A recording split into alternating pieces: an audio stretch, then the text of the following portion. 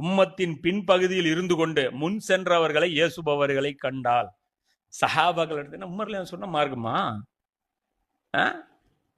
ஜக்காத்து வருஷம் வருஷம் கொடுக்கணும். யார் சொன்னா? அலி. அலி தானே சொல்றாரு. ஆமா, அலி யாரு? வசூல் பண்ணும்போது நீ போனியா? ரசூல்லா வசூல் பண்ணும்போது நீ போயிருப்பியா? அலி போயிருப்பாரு. யமன்ல இருந்து வசூல் பண்ணிட்டு வந்தாங்களா அலி இல்லையானோ? அவருக்கு தெரியாத வசூல் பண்றது. ஆனா இவங்க வசூல் பண்றது வருஷம் வருஷம் தான். ரம்ஜான்ல மட்டும்தான் இவங்க ஆடு கொடுப்பாங்க.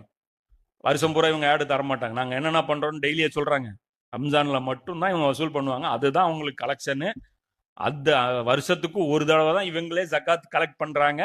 ஆனா என்ன சொல்றாங்க? பொருளுக்கு ஒரு தடவை ஜக்காத்து கொடுத்தா போதும். ஏன் இந்த ஃபத்வானா, அப்போதான் அங்க ஜக்காத்து கொடுக்காம இங்க வருவோம்.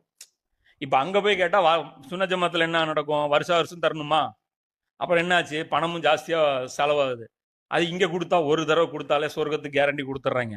இப்போ முடிஞ்சு போச்சு. ஒரு தடவை கொடுத்தோமா பிரச்சனை சால்வு. புரியுதா?